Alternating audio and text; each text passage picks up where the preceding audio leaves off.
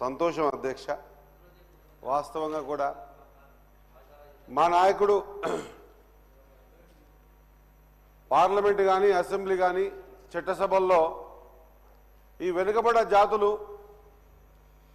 దాదాపు వందల సంఖ్యలో ఉంటే కొంతమందికి మాత్రమే అవకాశం వచ్చింది. 90% ఇంకా వెనుకబడ్డ జాతులు అసెంబ్లీ కడపను కానీ పార్లమెంట్ కడపను కానీ తొక్కలేదు. మరి వాళ్ళకు అవకాశం కలిగించాలనేటువంటి ఒక మంచి ఆలోచనతో ఈ దేశంలో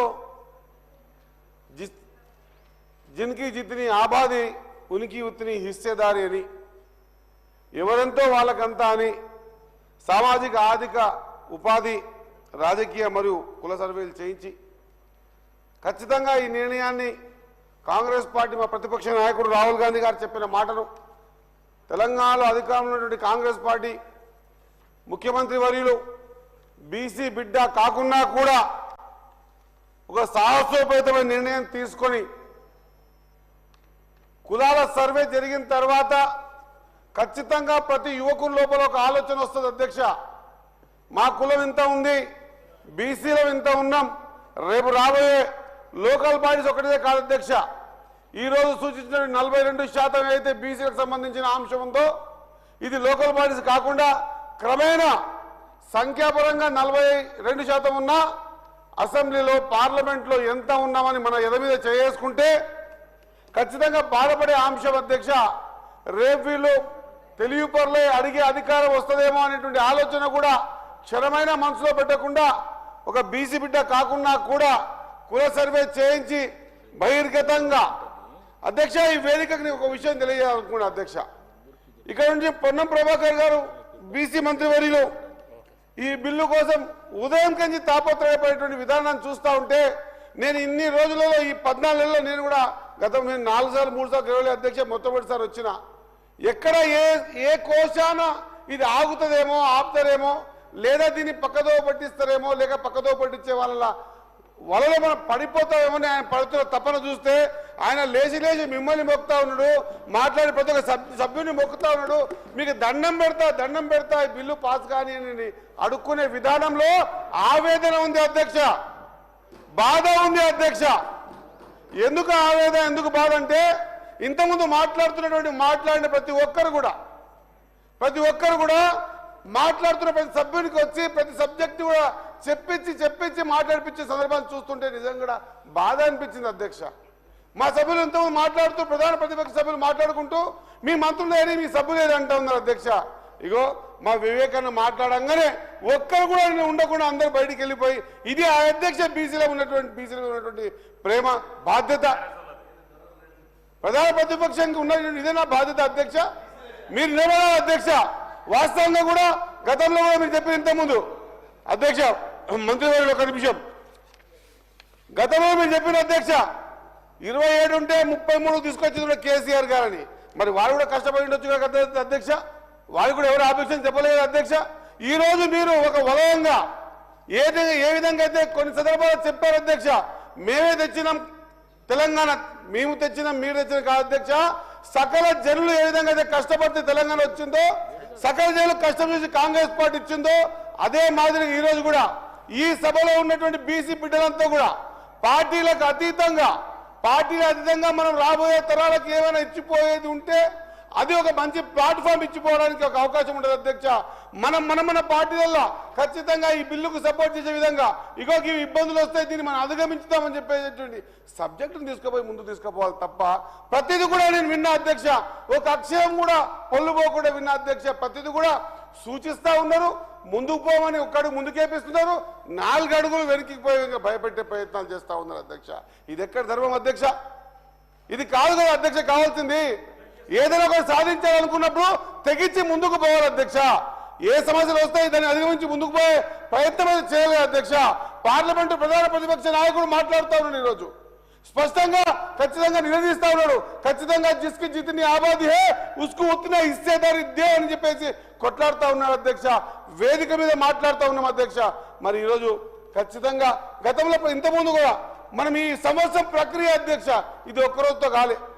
ఒక సబ్ కమిటీని ఏర్పాటు చేసి అనుభవమైన ఉత్తమ్ కుమార్ రెడ్డి గారి అధ్యక్షతన 50 రోజులు సర్వే చేపించి నేను మిగతా డీటెయిల్స్ పోవడం లేదు తెలుసుకోవాలి, అందుకని అందరూ అదే చెప్పారు కాబట్టి 50 రోజులు సర్వే చేపించి స్పష్టంగా 150 ఇండ్లకు ఒక యూనిట్గా చేసి సూపర్వైజర్లు పెట్టి నిక్కచ్చిగా పెద్దలు ఉత్తమ్ కుమార్ గారు ఇదే వేదికలు ఏమన్నారు అధ్యక్ష, శాస్త్రీయంగా చేసినామని చెప్పారు అధ్యక్ష. ఇంత శాస్త్రీయంగా చెప్పినాం, నేను ఎక్కడ తప్పు చూపిస్తే మీరు ఏం చెప్తే దానికి వింటా అని చెప్పేసి ఇంత గట్టిగా బలంగా బల్లగుద్ది చెబుతున్నప్పటికీ కూడా మనం ఈ విధంగా అక్కడక్కడ ఆపుకుంటూ పోయే మా భయాన్ని కలిగించే లేదా ఎక్కడ ఆగిపోతుందని చెప్పేసి పొన్నం ప్రభాకర్ లాంటి వాళ్ళు లేచి వంగి వంగి దండాలు పెట్టే స్థాయికి మనం దిగజార్చుకుంటే సమాజం చూస్తూ ఉన్నది అధ్యక్ష. బయట 3.5-4 కోట్ల ప్రజలు చూస్తూ ఉన్నారు అధ్యక్ష. దాదాపు 2 కోట్ల దగ్గర ఉన్నటువంటి బీసీ బిడ్డలు చూస్తూ ఉన్నారు అధ్యక్ష. ఈరోజు మనం ఎంత బలాన్ని ఇస్తా ఉన్నాం, ఈ సబ్జెక్ట్కి మనం ఎంత బలాన్ని ఇస్తా ఉన్నాం అన్న మాట సందర్భం వచ్చినప్పుడు ఖచ్చితంగా నిలదీస్తారు అధ్యక్ష. ఇది ఒక చారిత్రాత్మకమైన నిర్ణయం. ఈ నిర్ణయాన్ని బలపడుతున్నప్పుడు వెనుక ముందు చూడకూడదు అధ్యక్ష. అరే బీసీలలో తెగింపు ఉంటుంది అధ్యక్ష. సంఖ్యాపరంగా ఎక్కడ ఉండొచ్చు, ఆ సంఖ్య అసెంబ్లీలో ఎక్కడ ఉంది, ఆ సంఖ్య పార్లమెంట్లో ఎక్కడ ఉంది, సంఖ్య చూసుకోవాల్సింది బయట కులగణలు కాదు అధ్యక్ష. రేపు చట్టసభల్లో మనం ఎంత ఉన్నాం, ఎందుకు ఇటువంటి దౌర్భాగ్యమైన పరిస్థితి వచ్చింది, ఇది రాకుండా ఉండాలంటే ఏం చేయాలనేటువంటి ఒక మంచి సలహాలు సూచనలు ఇచ్చి ఇవ్వాల్సిన సందర్భంలో ప్రతి ఒక్క సబ్జెక్ట్ కూడా చెబుతా ఉన్నారు అధ్యక్ష. ఇక మళ్ళీ భయపడి ఆగిపోతామని చెప్తా ఉన్నారు, చెబుతా ఉన్నారు. ఆగిపోయే సందర్భాలు అవి కోర్టుల ద్వారా అసెంబ్లీలో పార్లమెంట్లో ఎక్కడ ఆగిపోకుండా ఉండడానికి ఏం చేయాలనేటువంటి నిర్ణయాలు సూచనలు సలహాలు ఇచ్చి మీరు మీటింగ్ పెట్టండి, ఖచ్చితంగా బిల్లు పాస్ చేసుకుందాం. రేపు అందరు మీటింగ్ పెట్టండి. ముఖ్యమంత్రి గారు ఉదయం పిలిచి, పొన్నం ప్రభాకర్ ఉదయం టిఫిన్ పిలిపించి అధ్యక్ష అతను పెట్టి 2 చపాతీలు తిన్నాం అధ్యక్ష. ఇప్పటిదాకా తినకుండా నేనే కూర్చున్నాం. ఎందుకంటే ఎప్పుడు మాట్లాడే అవకాశం వస్తుందేమో, ఇటువంటి మంచి నిర్ణయంలో ఇటువంటి అవకాశాన్ని మనం పోడగొట్టుకోవద్దు, ఎప్పుడు స్పీకర్ గారు పిలుస్తారేమో అని చెప్పేసి ఉపాసం కూర్చున్నాం అధ్యక్ష. ఇక్కడ ఎందుకు కూర్చున్నామంటే ఇటువంటి సందర్భం మాటికి రాదు అధ్యక్ష. అరే అదృష్టంగా భావిస్తా ఉన్నాం అధ్యక్ష. మేము మొదటిసారి ఎమ్మెల్యే అయినప్పుడు ఒక బీసీ బిడ్డ కానీ ఒక ముఖ్యమంత్రి గారు ఓపెన్ గా నేను నా హయాంలో ఇది చేయాలని నేను చిత్తశుద్ధితోనే ఉన్నా అని చెప్తా ఉన్నాను అధ్యక్ష. ప్రతి ఒక్కరూ లేచి చిత్తశుద్ధితో ఉండాలి, చిత్తశుద్ధి నిరూపించుకోవాలి. ఎప్పుడు అధ్యక్ష నిరూపించుకునేది? బీసీ బిల్లు పాస్ చేసుకొని ముఖ్యమంత్రి గారు స్వయాగా చెప్పిండ్రు, అందరినీ కలుతామని చెప్పిండ్రు. ఉదయం మా పొన్నం ప్రభాకర్ గారు అదే చెప్పారు, మనము ఎవరెవరిని కలవాలా. 27 సెషన్స్ అయిపోతే 28 నుంచి పోయి పార్లమెంట్ నడుస్తా ఉంది ఢిల్లీలో. ప్రతి ఒక్కరి కడప దొక్కుదాం, భారతీయ జనతా పార్టీలో బీసీ నాయకులందరినీ కలుద్దాం. అదే మాదిరిగా ఎంఐఎం వాళ్ళని తీసుకెళ్తాం, ఖచ్చితంగా సిపిఎం పార్టీ తీసుకెళ్తామని చెప్పారు అధ్యక్ష. నేను ఒకటి కోరుతా ఉన్నాను అధ్యక్ష, మీ ద్వారా ప్రతిపక్ష పార్టీలకు అందరికీ కూడా దయచేసి ఇటువంటి నేనే వచ్చినప్పుడు మనం ఎంత సహకారం చేయగలుగుతాం, అధికారంలో ఉన్నామా ప్రతిపక్షం ఉన్నాం కాదు, ఇక్కడ మనం చూసుకోవాల్సిందంతా కూడా నేను మాట్లాడుతా ఉన్నా, మనం చూసుకోవాల్సిందంతా కూడా ఈ బిల్లుని మనం ఎట్లా పాస్ చేసుకుందాం. ఈ సంఖ్య ఇంత ఉండకూడదు అధ్యక్ష. బీజేపీలో 1, టీఆర్ఎస్లో 3, కాంగ్రెస్లో 7 మంది, తిప్పికొడితే 19 మంది మేము ఉన్నాం అధ్యక్ష. సంఖ్యాపరంగా చూసుకుంటే ఎంత ఉండాలి అధ్యక్ష? దాదాపు 50 నుంచి 60 మంది ఉండాలి అధ్యక్ష బీసీలో. ఎందుకు వెనుకబాటుతనం ఇది? ఎందుకు వెనుకబాటు ఆలోచన ఇది? ఈ ఆలోచనలో ఒక ప్లాట్ఫామ్ ఏర్పాటు చేసుకున్నాం ఈరోజు మనం. మన సంఖ్య ఎంతో మనకు తెలిసింది అధ్యక్ష. మొన్నటి వరకు ఏమన్నారు, వీళ్ళని తక్క చేసిండ్రు, వీళ్ళని లెక్క చేసిన అధ్యక్ష. దేన్ని మెజర్మెంట్ తీసుకోవాలి అధ్యక్ష? గతంలో 1 రోజులు సర్వే జరిగింది అధ్యక్ష, దాని రిపోర్ట్స్ బయటికి రాలే, ఎవరు ఎంతున్నామో తెలియలే. లాస్ట్ కొద్దిగా తెలిస్తే ఆ తెలిసిన దాని ప్రకారంగా బీసీల సంఖ్య పెరిగింది, ఎస్సీలది పెరిగింది అధ్యక్ష. తగ్గింది ఇది ఓసీల సంఖ్యనే అధ్యక్ష. బాధతో మేము వేడుకుంటున్నాం అధ్యక్ష. ఈ వేదిక ద్వారా, ఈ ఇచ్చిన అవకాశం ద్వారా ఈ అసెంబ్లీలో ఉన్నటువంటి బీసీ ఎమ్మెల్యే అందరూ వేడుకుంటున్నాం అధ్యక్ష.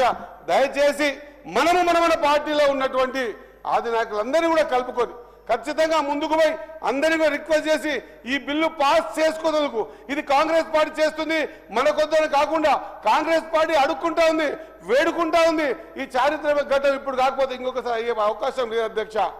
ఈసారి కాకపోతే ఇంకెప్పుడు కూడా అయ్యే అవకాశం లేదు. ఈరోజు బీసీలు రగులుతున్నారు అధ్యక్ష. బాగా బయట పోయి చూస్తే బీసీల సంఘాలు మిగతా సంఘాలు రగిలిపోతా ఉన్నారు. ఇది జరగాల్సిన తరుణం ఆసన్నమైంది అధ్యక్ష. పుండు తగ్గేటప్పుడు గోకుడు ఎక్కబడుతుంది అధ్యక్ష. పుండు తగ్గేటప్పుడు గోకుడు ఎక్కబడుతుంది. ఖచ్చితంగా మన పుండు తగ్గబోతా ఉంది. మన బీసీలం ఆరోగ్యంగా కాబోతా ఉన్నాం. కాబట్టి ఖచ్చితంగా మనమందరం కూడా, నేను పొద్దుగా బాలశంకర్ గారిని కూడా అడుక్కున్నాం, అంతకన్నా ముందు మన గంగుల కమలాకర్ గారిని, మా అన్న వివేకన్ గారిని, మిగతా మన పార్టీలలో ఉన్నటువంటి బీసీలందరూ కూడా ఒక తాటిపైకి వద్దాం. ఇది ఒక సువర్ణ అవకాశంగా మన పేర్లు ఖచ్చితంగా మన తర్వాతి తరాలకు ఏమైనా ఇచ్చిపోయేది ఉంటే ఇది తప్ప ఏమి ఇచ్చినా కూడా ఉండే అవకాశాలు లేదు కాబట్టి ఈ కోర్టుల ద్వారా కానీ లేకపోతే పార్లమెంట్లో కానీ వాళ్ళు చేసే అవకాశం ఉన్నా ఎవరిని కించపరచకుండా బీజేపీని, టీఆర్ఎస్ని, ఎంఐఎంని, సిపిఐని, సిబిఐని మన సభలో ఉన్నటువంటి అందరు బీసీ బిడ్డలందరినీ కూడా కలుపుకొని ముందుకు తీసుకుపోయి ఈ చరిత్రాత్మకమైనటువంటి ఘట్టాన్ని పూర్తి స్థాయిలో దరి చేర్చే వరకు మనం పోరాటం చేయాల్సినటువంటి సందర్భం వచ్చింది కాబట్టి అధ్యక్ష నేను వేడుకుంటాను అధ్యక్ష, దయచేసి నేను రెండు చేతులు జోడించి నేను చాలా విషయాలు రాసుకున్నా అధ్యక్ష. భయం ఎక్కడైతుందంటే ఏ విషయాల చర్చకు లోతుగా పోతే చేసిన అప్పుడు వాళ్ళు చేయలేని తప్పులను ఎత్తి చూపిస్తే మళ్ళీ ఏడ అలుగుతారేమో, మళ్ళీ ఎలాంటి ఇక్కడ కొండి చిక్కేస్తారేమో, మళ్ళీ మాకు ఇబ్బంది పెడతారేమో అని ఎన్ని రాసుకున్నా కూడా మా వివేకానందకైతే ఎంతమంది ఇన్ఫర్మేషన్ ఇచ్చిపోయినరో నాకు కూడా అంత ఇన్ఫర్మేషన్ నా దగ్గర ఉన్నాయి అధ్యక్ష. చాలా ఇన్ఫర్మేషన్ నా దగ్గర ఉంది, కానీ దానికంటే ముఖ్యంగా భయం కూడా లోపల ఉంది అధ్యక్ష. ఇటువంటి సువర్ణ అవకాశం ఎక్కడ చేజారుతుందేమో అని భయం ఉంది అధ్యక్ష. ఇటువంటి సువర్ణ అవకాశం చేజార్చకుండా వివేకన్న మన ఉదయం మాట్లాడినటువంటి ముఖ్య వక్తలందరికీ కూడా రిక్వెస్ట్ చేస్తా ఉన్నా అధ్యక్ష, దయచేసి మా పాయల్ శంకరన్న కానీ మా వివేకన్న కానీ లేకపోతే ఉదయం మాట్లాడండి మా నాయకులందరికీ కూడా నేను పేరున ఉదయపూర్వకంగా అధ్యక్ష ఎట్లా ఉండాలి అధ్యక్ష, ఈరోజు మేము మాట్లాడుతున్నాం అధ్యక్ష. ఎవరు మాకు పొన్నం ప్రభాకర్ అనేది మాట్లాడాలని చెప్పలే, లేదా మాకున్న రాజసింగ్ గారికి మాట్లాడమని చెప్పలే, మా ఆది శ్రీనివాస్ చెప్పలే. ఎవరికి వారి వ్యక్తిగతంగా మా మనసులో ఉన్నటువంటి మాటని బయట పెడతా ఉన్నాం అధ్యక్ష. మేము కోరుకుంటూనే ఉన్నాం అధ్యక్ష, దయచేసి ఇట్లాంటి అవకాశాలు మాటికి రావు అధ్యక్ష. వచ్చినప్పుడు దీన్ని సరిగ్గా వాడుకోవాల్సిన అవసరం ఉంది. ఈ బిల్లు పాస్ చేయడానికి నేనైతే ఇంతకుముందు మా హరీష్ రావు పెద్ద మనుషులు మాజీ మంత్రి వాళ్ళు అంటూ ఉన్నారు అధ్యక్ష, ఖచ్చితంగా మీరు నిరాదీక్ష ఆమరణ నిరాదీక్ష చేయండి, మేము ఖచ్చితంగా దీన్ని ముందుకు పోతాం నవ్వుకుంటూ అంటా ఉన్నారు అధ్యక్ష. నేను వేదికగా అంటా ఉన్నా, సందర్భం వస్తే బరాబర్ నేనే ఆమరణ నిరాదీక్ష కూర్చోడానికి కూడా సిద్ధంగా ఉన్నాను అధ్యక్ష. ఎరికిపోయే అవసరం లేదు అధ్యక్ష. ఖచ్చితంగా ఒకవేళ మనం పోయిన తర్వాత మన తర్వాత బాగుపడతాయంటే అంతకంటే అదృష్టం ఇంకేం కావాలి అధ్యక్ష. చెప్పండి అధ్యక్ష, సమయం డిసైడ్ చేయండి. ఆమరణ నిరాదీక్ష కూడా సిద్ధంగా ఉన్నాను అధ్యక్ష. అలాంటి తెగింపు కావాలి అధ్యక్ష. అప్పుడే కానీ ఈ వెనుకబడ్డ జాతుల్లో కొంత వెలుగునిచ్చే కార్యక్రమం ఉంటుంది అధ్యక్ష. ఏ రిజర్వేషన్ లేకుండా జీవితాన్ని గడుపుకుంటూ సంఖ్యాపరంగా ఇంత కనిపిస్తున్నా కూడా చట్టసభల్లో కానీ పార్లమెంట్లో కానీ మన ప్రాతినిధ్యమే లేనటువంటి సందర్భాలను చూస్తూ వస్తున్నాం అధ్యక్ష. దయచేసి ఈడ ఉన్నటువంటి బీసీలు ఈసారి అదృష్టం, అన్ని పార్టీలో ఉన్న బీసీలు అదృష్టవంతులు అధ్యక్ష.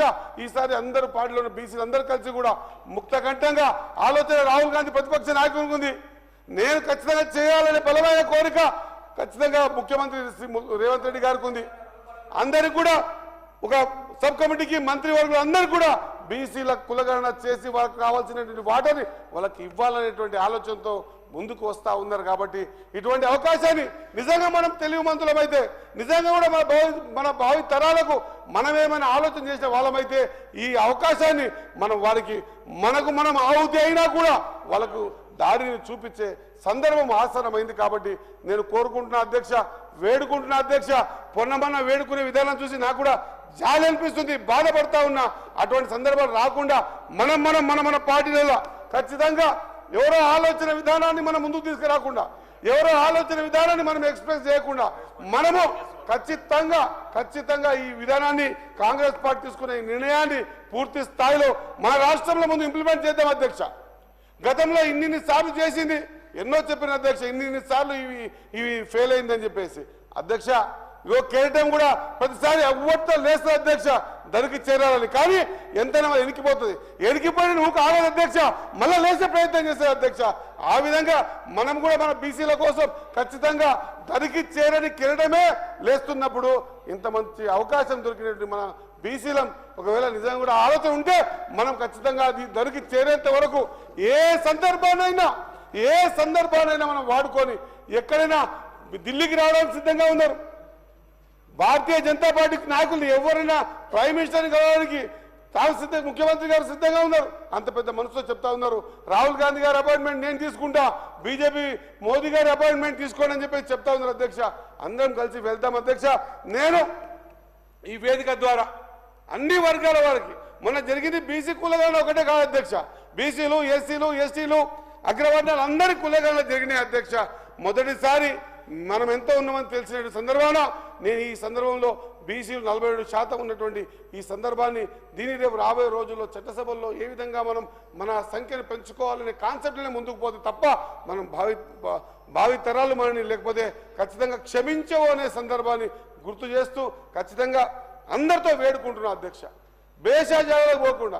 సబ్జెక్ట్ నేను కూడా చాలా రాసుకుంటే అధ్యక్ష పొద్దుగాల నుంచి, కానీ ఎక్కడ ఏది మాట్లాడితే ఎక్కడ మన పక్కదారి పడుతుంది మన భయానికి ఏది మాట్లాడకుండా ఖచ్చితంగా అందరు రిక్వెస్ట్ చేస్తా ఉన్నా, చేతులు జోడించి అందరికీ నమస్కారాలు తెలియజేసుకుంటూ ఈ బీసీ బిల్లుకి సహకారం చేయవలసిందిగా కోరుకుంటూ ముగిస్తా ఉన్నా అధ్యక్ష. జై హింద్.